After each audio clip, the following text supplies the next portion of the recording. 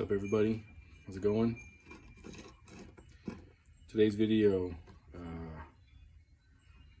we'll go over my, favorite axes that I like to use. I love splitting wood. I grew up splitting wood, cutting down trees and running saws, and just love the feel of a axe, you know. I find vintage heads around here or wherever local I can find. If I gotta go out of the way, I'll find if it's a good deal. Then I hang them on my own wooden handles, hickory handles, and try to sell them up here locally at little high school bazaars and stuff. Me and my wife do a lot of stuff like that. My son, we do a lot of those during the Christmas time in the winter, and we do pretty good, you know. And I think they look decent enough. I don't make them, you know, pretty, or try not to get too pretty, because I don't do the whole wall hanger. I mean, I could do wall hangers, but I like building an axe and actually getting out there and putting it to work and giving it a new life, you know, because a lot of these heads have rusted up and been sitting around for years.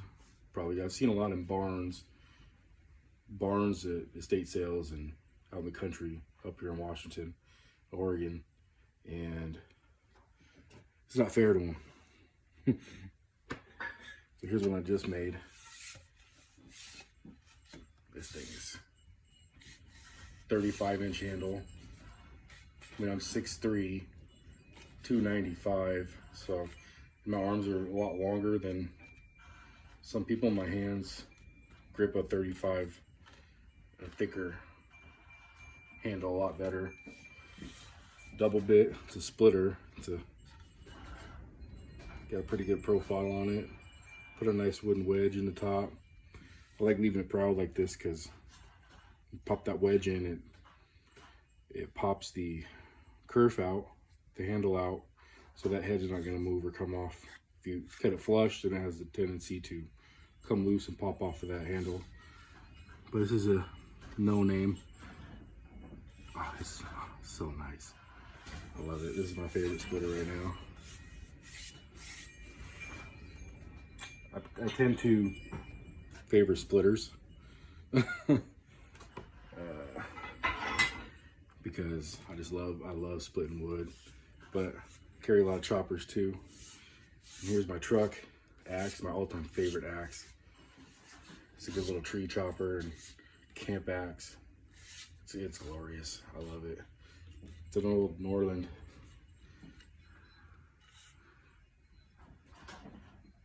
Yep, oh, it's beautiful. I love it. It's my favorite axe of all time. Norlands are fairly pricey, but I got this one from one of my local sources, I should say. And she runs a antique mall shop out in Estacada,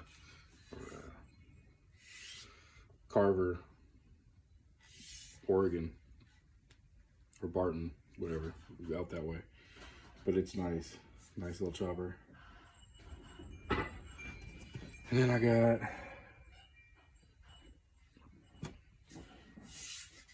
it just varies on what I'm feeling at the time in terms of the burn that I put on it.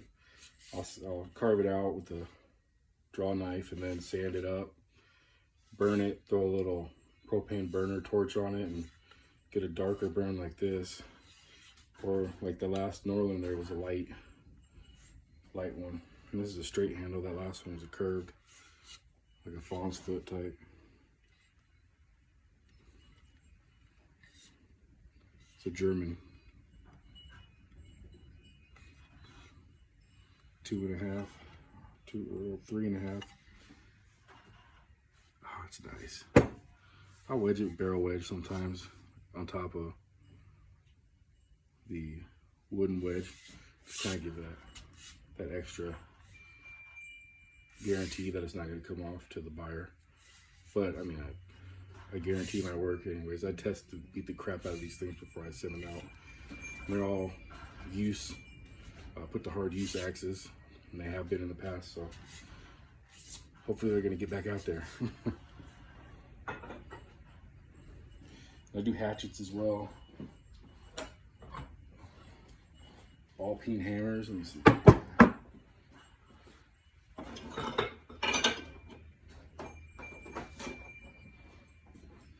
Little ball peens, a nice little ball peen. These things are handy too. My grandma used to keep one in the kitchen in her drawer by the sink, and she would just, whenever she needed to use it, you know, came in handy for her. And that was a long time ago.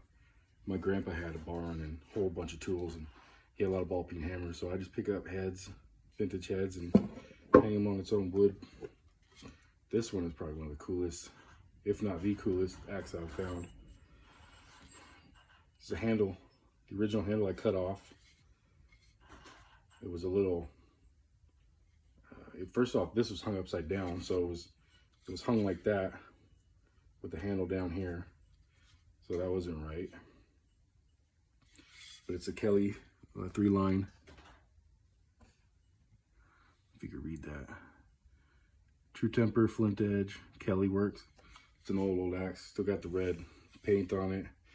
I wedged it up as best as I could, and the unique thing about this is it used to be a double bit. You see that they chopped off the other bit. So that other bit should look like this, right? But they took it away. I don't know why. Maybe it was too cracked and it was messed up too much that you couldn't use that side, and they just chopped it off. But it's got new life as a little camp hatchet. It's beautiful. I love it. I love that silvering on it, the red paint that's still left over. Pretty sharp. It's got sap on it from using it. Came in the last time I went a couple months ago. So yeah, this is great. Last but not least is the one I just did. So my brother was brothers. One was an Apache pilot in Iraq, and one was Army, just infantry. And they both did tours in Iraq. And my brothers were deeply involved with TFO, the Fallen Outdoors, and I'm very grateful and appreciative of what they did. And they're still around, but I wanted to just, I met a guy at the Sportsman Show up here in Portland last month, and got in touch with him, and this is a little donation to the Fallen Outdoors for a raffle for one of the veterans to win and be his new truck axe, camp axe. It's a nice little man axe, an old black diamond man, and it's beautiful. I love it. And I just did this, and he's actually coming to pick it up here shortly. TFO Washington, TFO Oregon, and I wish I could give more. You know, I wish I could pay all the veterans back and give them whatever they need, but unfortunately, this is the least I can do. But it's something, and I want to do anything that I can, whether it be getting involved with them, which I have, and gone out with veterans, with my brothers, go fishing. I go fishing a lot.